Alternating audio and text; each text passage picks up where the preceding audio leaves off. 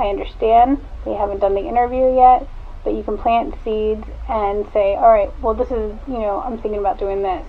Is this on the right track? Hey, welcome back to another scintillating edition of the American Workplace Bully. There are many items we'll go over in this third chapter of the series, most of which covers the immediate supervisor, Lorena. But before we do that, I'd like to first talk about an important and relevant film and a personal favorite of mine, Amadeus. For those who haven't seen the film, here's a brief synopsis. Wolfgang Amadeus Mozart, a naturally gifted musician whose career is sabotaged by an inadequate musician, the Emperor's court composer, Antonio Salieri, who also just happens to be the official authority on music within the empire. Although the film deviates slightly from the actual history, there is this underlying theme that applies in today's society, that there are two kinds of people, the Mozarts who make the world move, and the Salieris who finagle their way into power. In theory, a Mozart and a Salieri can accomplish great things together. However, in practical application, the Salieri's insecurities always comes to the forefront of priorities, and are ultimately destructive to both sides. In this chapter, you will hear a similar tale, and by the end, you will be thoroughly disgusted. Because this chapter is the smoking gun evidence proving Lorena as being a manipulator, a liar, and a saboteur. And it will clear my name from all of the baseless accusations Fox News and Fox 7 Austin unfairly used to determine my future with the company. This installment will be separated into 3 different videos for your convenience. As always, there are no unfair edits, and the full audio will be released at a later date. Alright, there's a lot of esoteric terminology in the audio, so let's go ahead and define those right now. A topical is basically a daily promotion of the newscast. The daybook is a database that contains the rough info for the daily stories. Okay, on to the first audio clip. The immediate supervisor, Lorena, instigated a situation that needs to be addressed by the department head, Kathy. This lecture on deadlines took place in Kathy's office on April 10th, 2014. Alright, so the timeline that I just kind of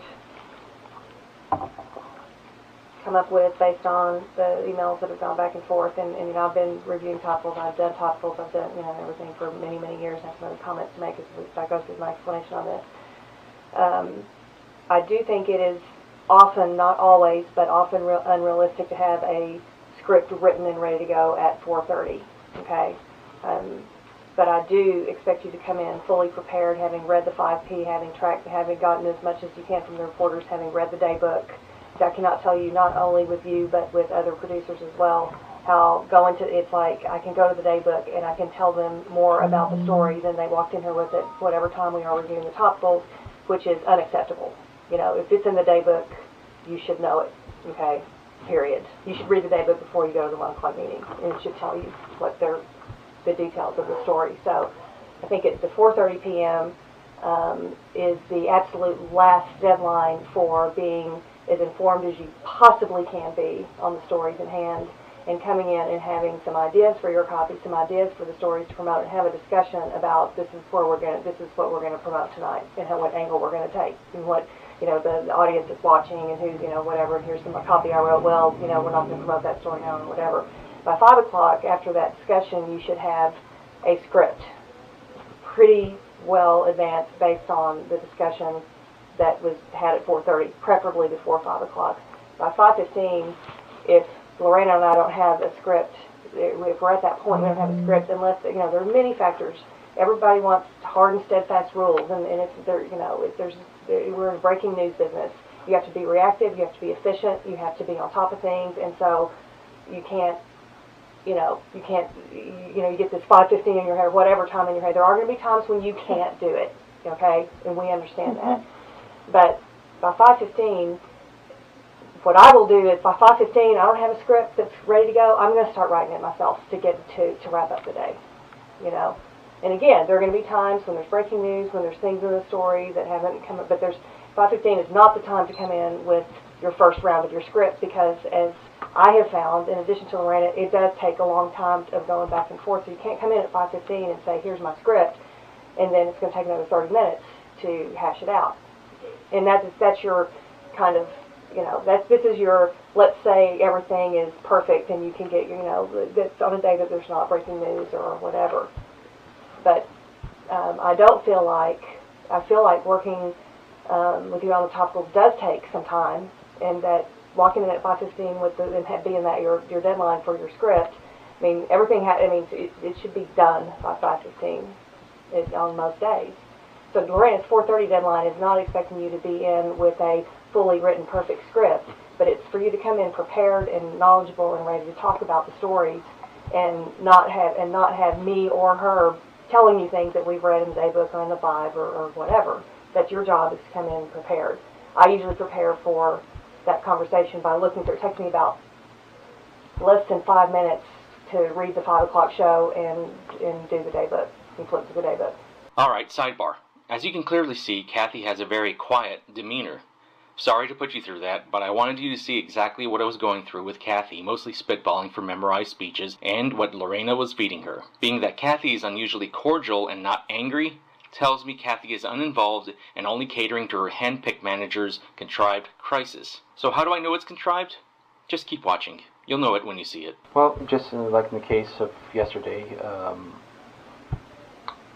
going to the assignment desk is not going to help. We're not stuck. We're not going to be stuck on that. Sometimes they can't help, and they didn't know anything. Okay. As expected. Okay, the assignment desk streamlines news information and organizes the daily influx of press releases. Essentially, they're the nerve center of a newscast. And Fox 7 Austin has a phenomenal assignment desk team. So when I say they didn't know anything as expected, it's not a slight, but what I already knew. They had no information on a reporter who was at the time chasing a huge interview. Had you talked to them before you? I think the issue yesterday was you came in somewhat prepared, not having looked at everything. And I've had that experience with you as well. Yes, I was prepared as far as I was able to talk to all the reporters, and I was getting more information from reporters than I get from the assignment desk. The thing is that was working on something else. That she was getting some extra stuff. She got to interview with a senator who was going to investigate or have a hearing on the violent sex offenders. That was new. So that's why I am always keeping in touch with all the reporters. Well, you should. That's where the true, all the facts come through. It's directly for them. Yeah, but there are many days that's not the case. There are many days when you can find out everything that you need to know from reading the rundown. I haven't had that experience yet because I know exactly how they're going to approach the story, and I want to reflect it exactly how they approach the story. I don't want to say something different and then have them contradict it. So that's why it's best to go to the source than to get someone's opinion on it or whatever. I talked to the producer. The producer doesn't know. They're busy writing the stories. I've asked. Yeah, and I do my due diligence. So But I have felt sometimes that you do come in unprepared based on the information that's in front of you, that you have at your fingertips. Well, sometimes, I think, or there was a case with a story. I think it was a Carter interview. He didn't have the bikes in when I was looking at the story. So when it came between the time that you left after our initial discussion and you came back, they had been in there because I had looked at them. Yes, and I printed those. Well, I'm not going to get into. I'm not going to sit here and get nitpicky about semantics. I'm going to say that this is what the expectation is. We're not going to go back and forth and say this and that. I'm saying that there's sometimes when you can be better prepared. The expectation is for you to be as prepared as humanly possible at 4:30. Yes, I just wanted to, I do my due diligence on this. I am. But sometimes you might be that's why the 4:30 conversation is really important. You come in, you discuss it. Sometimes you do due diligence on stories that we may not be planning on, that may not be relevant to promote. Didn't Kathy just say my job was to come in prepared? Now Kathy is carping about coming in overly prepared? Can someone point out the logic here? Please? I'm real easy to figure out. It's just, I want to make sure we put on the product that's going to best draw in the rate. But I feel like that at least with my experience with you, I still feel like there's a lot of discussion that we have, and there's a lot of times where I don't feel like you've got the insight or where you're on the right track with every story every time. And that's why we need more time to develop the strategy, and we need to do that before 5:15. So Kathy feels like I don't have keen insight. Perhaps I should have been more prepared for her misguided opinion. Alright, I'm going to grab one more Kathy excerpt, and then we'll focus primarily on Lorena. The milestones of our discussion here are that fully prepared at 4:30. You're fully prepared to discuss at 4:30 because normally I will have, or Lorena will have done some homework as well on the story. So you're not coming in and informing us you're giving us updates, but whatever, we've done a little bit. We've been in the meeting and we've looked at the story. No later than 5, preferably before after the discussion, you're back with a pretty long target script based on the discussion that you had. Alright, it's important to remember Kathy said Lorena would do her homework. But, like I said, I'll I'm always going to do my due diligence as best as possible. Sometimes the information's not there, I'll go with the best information I have available. That's all that you can do. Lorena, what would you? It's a great idea before you go down to the 1 o'clock meeting to look in the day book and see what's going on and read everything that's going on. So let me finish. So if it's going on many times, what they're doing is already planned.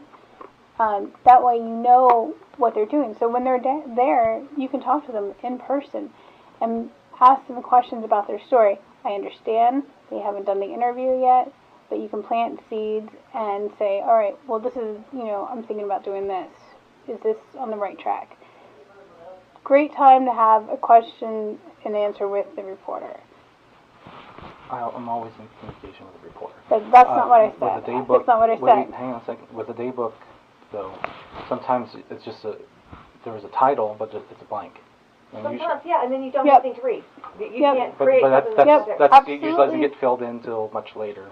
I'm not saying that this is for every story, But most of the time I can go in there before the 1 o'clock meeting and I know what's going on before the 1 o'clock meeting Just as long as happens. you're aware of that. Did you see that? Lorena's quick turnaround? Lorena is very skilled at her craft of being slippery. When Kathy contradicted Lorena's advice on how to do my job, she quickly changed her words. But the most important words Lorena let slip gives you the insight into her personality. What kind of person says plant seeds as a tactic? These are the words of a manipulator. Okay, more evidence of Lorena's slipperiness in this meeting, and then we'll get to the next audio clip. I've talked to such and such, I've checked with producers, I've checked with, desk, I've read the assignments, rundown, I've read the 5P, rundown stories, there's many times where I've asked you, and I've read too, the stories in the 5P, and they clear as day, they have all the bites there. And sometimes we've got some great copy that actually helps, our spots. And I think that it's very beneficial, just to read the direction of the story and get the bites.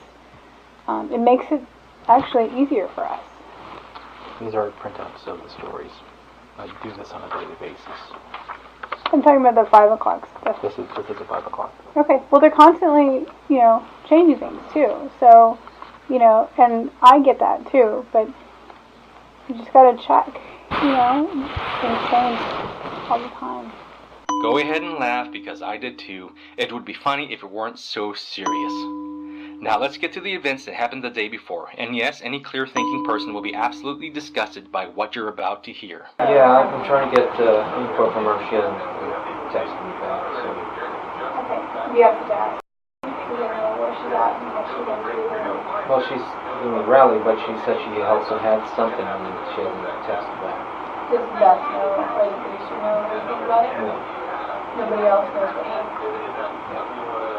She's working on it. Did you talk to the desk, or? The desk doesn't know much of anything other than just where she's at. So you talked to them about the story and they don't know what they said? No. I'll talk to them again. Well, I was just asking you if you really answer yes or no, so that's why I was asking. Okay. Did you talk to the desk? Talk to the desk. About I'll ask him Ashley? again. I'll ask him again. I was just wondering, if you've already talked to them specifically about the story, you don't need to, ask them again. I was just asking them to give a straight answer, so that's why I asked them. Did you talk to them about the story? I think somebody should ask me the same Well, thing. you didn't answer me, so that's why I'm asking you again. Did you hear that laugh? It can only be one of three reasons: nervousness, bemusement, or joy. Based on subsequent events, I'm inclined to believe it's joy. Let me talk to him again. Alright? So, does that mean... I'll talk to him again, see so what does that- the deal so is. does that mean, yes, you talked to them already about her story? What does it matter? I just want to know, did you talk to them about her story yet or not? So I can properly We direct talked you... earlier about what everything. Anyways. I'm sorry. Anyways. So can you tell me, just simply a direct answer, yes or no? Did you talk to the desk about her story?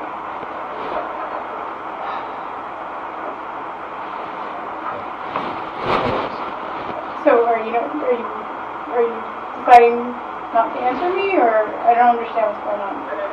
I'm just asking you a simple question. I'm trying to. Yes, that's why I'm trying to direct you on on the best stuff to do. So They're not going to know anything more than what knows already. All they know right now so is no. where they're at. So the answer is no. You haven't talked about them about. I'll ask them. So why don't you let's go. So that way, when you go to them with all your questions, and you don't go to them for each individual question. The best way to handle news is to talk to them with everything at once and hit them with bullet points. That's how you're going to get the best stuff out of them. The best stuff I get out of them is through the reporter directly. That's great. I absolutely agree. I totally agree. But sometimes the reporter's unavailable, and you need to have answers. And the desk or the producer is usually your best source in that case. Well, you've now seen Lorena's sadistic side. But where's the law, you ask? I'm glad you've asked me that question. We'll have to go back to the next day just before the lecture. My workday starts at 10:30 a.m., so when I logged in to check for email, this is the morning greeting I got from Lorena. And I'll go ahead and read it to you, but you'll have to forgive me for not capturing Lorena's passive-aggressive tone. Philip, yesterday when we met to discuss the stories we were going to tease for the night, you came unprepared. It is important to review all your information before we meet so that we, together, can make the best decision. Here are specific items that you need to review before we meet to discuss the topics to promote for topicals. Lesson number 331 in management. If you know you've done something wrong, always point fingers first. I also must commend Lorena for her restraint. I'm surprised she didn't gleefully run to Kathy the moment it happened. And here's my diplomatic response to Lorena.